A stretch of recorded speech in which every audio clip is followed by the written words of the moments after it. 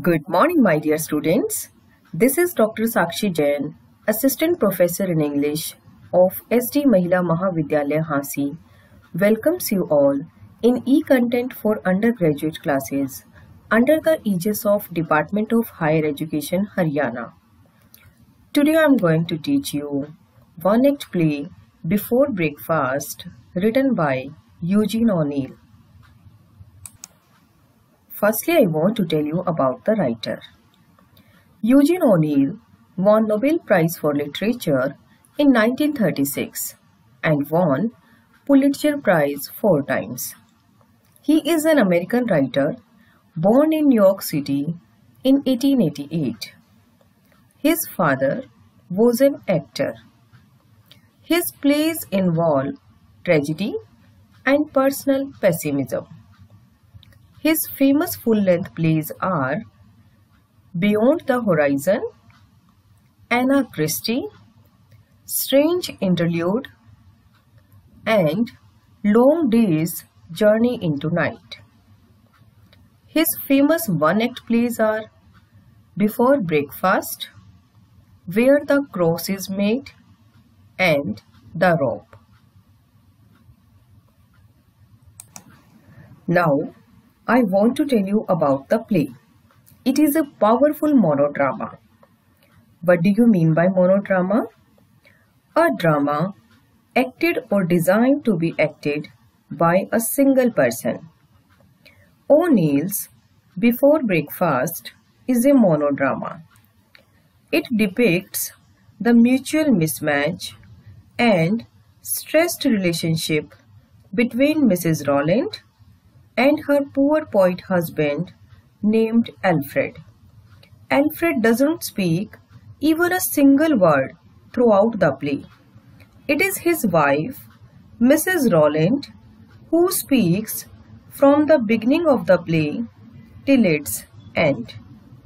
The term may also refer to a dramatic representation of what passes in an individual mind, as well as to a musical drama for a solo performer.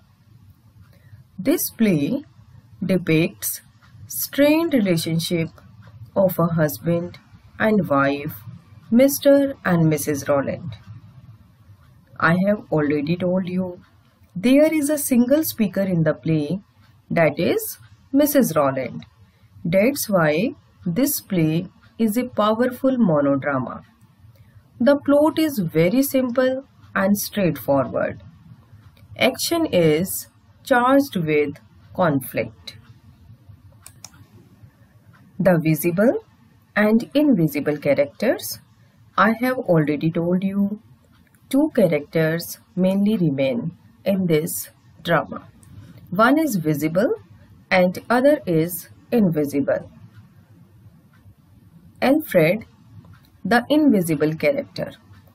He is talked about from the beginning of the play to its end, but he himself neither utters even a single word, nor does he appear on the stage. He is introduced to us as a poet who is unemployed. His wife, named Mrs. Rolland, informs us that he drinks a lot, he smokes a lot, and has extramarital affair with Helen. He laughs around. His looks are mentioned shabby. He is too proud to beg, and he has borrowed the limit, and he doesn't have the nerve to steal. In this way, the invisible character, Alfred, in the beginning of the play, is introduced to the reader as well as to the audience.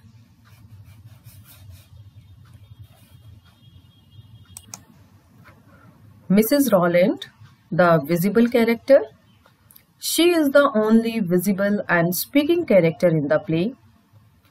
She is very much frustrated with her married life and lives in utter poverty. She is an assertive and complaining personality. Throughout the play, she remains in utter poverty and always do the complaints.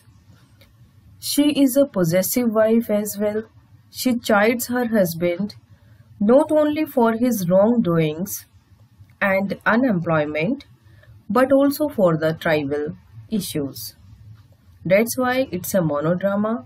Only a single character, Mrs. Rolland, is visible on the stage, and she is the only speaking character in the play. Now I have highlighted the major points of the play. I hope you all are able to understand about the writer and about the play and why we are saying is a one-act play or the monodrama. Let's begin. Before Breakfast, 1916, a monodrama. I have already told you. What do you mean by monodrama? Depicts the mutual mismatch and stressed relationship between Mrs. Rolland and her poor poet husband named Alfred. Both Mr. and Mrs. Rolland, they do not have a good relationship. Mrs. Rolland's character is revealed in her monologue. Monologue. Try to understand this term, a long speech made by one person that prevents anyone else from talking. Here who is speaking? Only Mrs. Rolland. The only speaking and visible character in the play is Mrs. Rolland. That's why Mrs. Rolland's character is revealed in her monologue. Her dialogue is an extended complaint about her marriage that is full of bitterness. Her husband, Alfred, is intentionally kept off the stage because Eugene O'Neill wants the plot of Before Breakfast to revolve around Mrs. Rolland. The audience will not be able to see her husband, Alfred, on the stage. He is an invisible character of the play. Before Breakfast is a one-act play. What makes this short drama special is the fact that drama consists mainly of the female lead. Female, Mrs. Rolland. Mrs. Rolland is clearly dissatisfied with the life that she leads right now and wishes everything would change. She blames her husband for all of their misfortunes. In her angry outburst, she seems to think of herself as a martyr because despite all of her husband's flaws, she still sticks by him instead of just leaving him to fend for himself and going back to her father's house. As you all know, Mr. and Mrs. Rolland both are not happy with each other in their married life, and always Mrs. Rolland blames her husband for all of their miseries, pathetic condition, poverty, misfortunes, you can say. Whenever she got angry, she seemed to think herself as a martyr, but instead of leaving Mr. Rolland and going back to her father's house, she still stuck to him. Through some dialogues, we come to know that her husband is a graduate of Harvard and used to be rich. Even from this fact, we could gather that women must have been after him.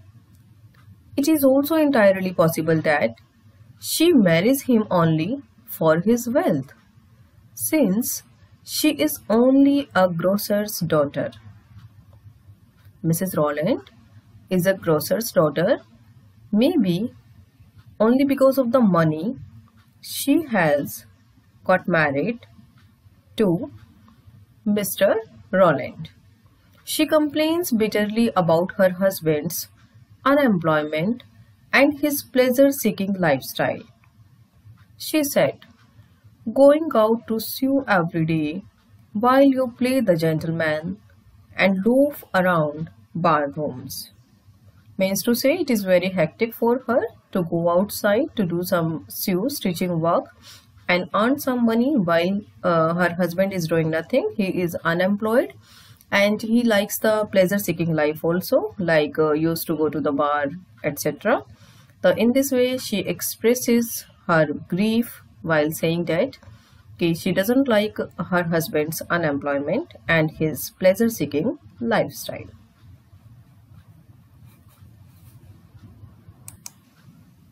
Even in the middle of hard lives they both are living, he still cheats on her wife and even goes so far as to impregnate another woman. The most surprising of all is perhaps the ending, where it seems to be implied that her husband has committed suicide. The groans of the pain he originates from the room, and Mrs. Rowland's own hysteric scream at the end is any indication why he does that. None knows. They both are living in the utter poverty. Even in this situation, Mr. Rowland cheats her wife and he has extramarital affairs with a woman named Helen. In this play, the most surprising fact is about the ending. The audience just hears the groans of the pain. Mr. Rowland originates from his room and Mrs. Rowland's scream at the end is the indication that her husband has committed suicide and nobody knows why he has committed it. About the plot. The playwright mentions that scene is shot at a small room serving both as the kitchen and dining room. This very first line suggests that there is a crisis of space in the house because they have only a very small room, and this small room doing the functions of both kitchen as well as dining room. Second, there is a mention of several potted plants are dying of neglect. The dying plants are very much akin or similar to the dying frustrated couple, Mr. and Mrs. Rowland. The scene depicts a man's and the women's clothing are hung on the pegs. The playwright gives the open clue that the residents of the house, by using a man's and women's, for the clothes hanging only the pegs. Interestingly, the playwright does not write in the plural form men's and women's. The absence of plurality in regard to the number of both the sex separately suggests that the only residents of the house are one male and one female, no child and no one else. Here one may speculate that the plot possibly has two characters and expects that both of them are living a life full of hardships. That's why playwright has used a men's and women's clothing are hung on the pegs. Mrs. Rowland is introduced to us as a character of medium height, wearing a dress that is formless blue dress, shabby and worn. Her husband Alfred is intentionally kept off the stage, I have already told you, because Eugene O'Neill wants the plot of the Before Breakfast to revolve around Mrs. Rolland. That's why it is a one-act play, it's a monodrama. The plot is not intended to show the life story of Rollands, but instead, the plot brings out powerful and greatly focused opposition and conflict which Mrs. Rolland is faced with.